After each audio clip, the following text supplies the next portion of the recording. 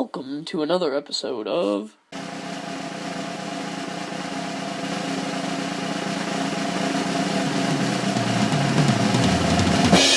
The Crocker Duo, where John and Paul use their insightful observing skills to solve mystery cases and fight crime. Stay tuned to hear the intriguing story of Mr. Warren's murder mystery party, but first, a short message from our sponsors, Apple Pie Quick. Betty Crocker's ingenious invention aids you to make mouth-watering apple pie in minutes. Never has apple pie been so easy, yet so delicious. Apple Pie Quick gives extravagantly delicious apple slices, spice, and pie crust mix, all in one package. No more tedious labor of peeling apples, adding shortening, or back-breaking work. The pie is in the oven in 14 minutes. We choose the best apples and give you ready-to-use apple slices. It truly is easy as pie. Pick up Apple Pie Quick today at your local grocery store. And now, the Crocker Duo, John and Paul. Paul, I can't understand a thing this Joe is saying. Can you interview him for me, and I'll interview the fella over there? Hopefully he has some insightful hops about this murder. Check, John. Okie dokie. I'm all shot, so you can tell me your name, how you know the man who died, and what happened before the murder. Please boil and be detailed, but I don't need any bushwash. My name is Juan. I cut the grass for the Senor Warden, the good onion who died. Ma, I can't believe this happened. It's so crazy. Straight out of a telenovela. Yes, please go on. Anyway, the last time I saw him was when I was cutting the grass and pulling the, how do you say it? Oh yes, weeds. Before the big party for the El Jefe, I was paying special attention to details because I wanted to do good, so I don't go back to Mexico. I live in the small house out that way on his property, and I was coming to make sure no one messed up the garden since a lot of ginned up Joes had come for the party, when all of a sudden I hear the scream. I was so scared, I ran like when I crossed the border. Oh wait, don't put that in there. I didn't want to get in no trouble, so I drifted to my house, and I just realized what happened to El Jefe when you came. Okay, gracias, Juan. We'll keep in contact, and we'll let you know if we need anything else. No problem, Jefe. Okay, Mr. Ashwin, can you let me know what happened tonight? And please, no drama. I go to the party because Mr. Warren and I are business partners, and I love to party. He invited me to come visit his house and have a very, very good time. No, we're not buddy pals. I think he's a good guy. Then while I was looking to see if they had some curry, I love curry, I heard this yell. It was not very good anymore. Do you know who yelled? I think it was some lady in a fancy dress. Oh yes, I remember. It was his lady friend, a real flirt. I think she just found out he was dead. Poor girl. Do you know anyone who would have motive to kill Mr. Warren? Not specifically, but he must have a lot of enemies since he is so successful. There was a lot of people here who are very, very wealthy or starting to get wealthy, so you never know.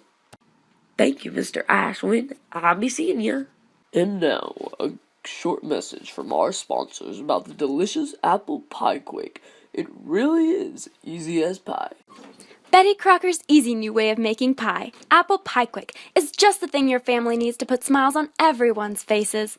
Your husband will love you for making his favorite dessert, the kids will be so thrilled to be eating a yummy treat, and you will have saved so much time and effort. Try it yourself and see just how simple and delightful it can be. Apple Pie Quick, buy it now. Thanks to our sponsors, we now continue with Mr. Warren's murder mystery party. How, why, and who did it? Stay tuned to find out. So how's it going gathering the hops, John? I learned that Mr. Warren had an interesting taste in gardeners, peculiar business partners, isn't married but has a flirt of a girlfriend, and almost anyone could have motive to kill him because of his wealth. So, almost nothing helpful. Same here. I also interviewed some of the staff, all of them giving me the pretty inconsistent information. So I don't know what really is going on. Very suspicious. I think it's about time we have a little chat with this flirt. Good idea. Hoorah. My name is Paul, and this is my partner, John. We're here to investigate the murder of Mr. Warren.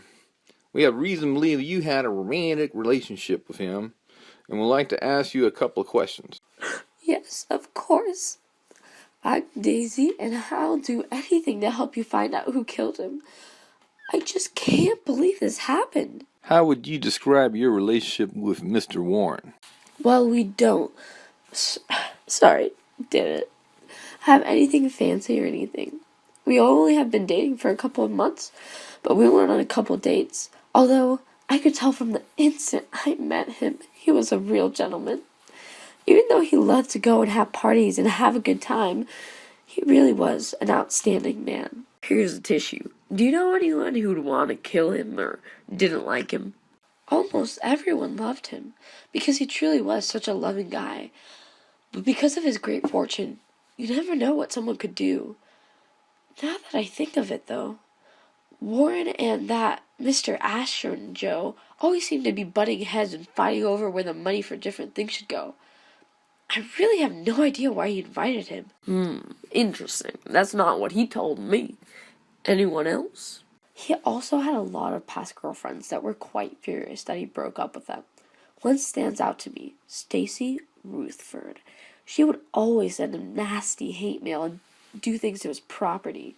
Plus, any associates that would take his place if he passed away would stand against something. In fact, I think they are all here tonight. Thank you for your cooperation. You seem to be the only helpful person that we have interviewed.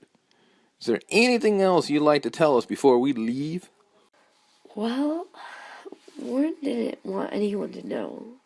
But now that he's dead, I don't see the point of keeping it a secret. What is it?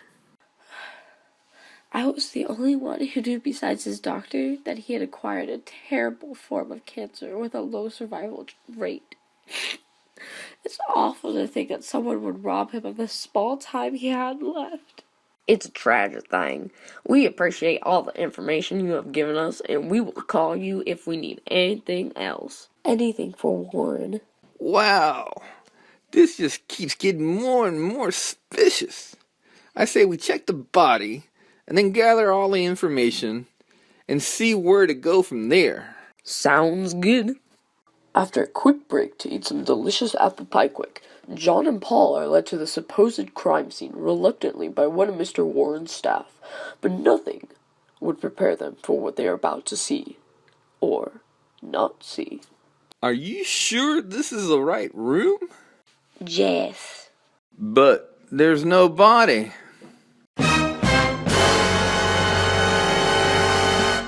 Where did the body go? Or was there ever one to start off with? Are you implying that he faked his own death? Seems like we don't know anything anymore. And that concludes the first part of Mr. Warren's murder mystery party. What happened to the body? Did Mr. Warren fake his own death? Did the weird man with the Indian accent kill him? Stay tuned next week to discover what else the Crocker duo unveils. A special thanks goes to Apple Pie Quick for making this show today possible and helping us eat better food with half the hassle.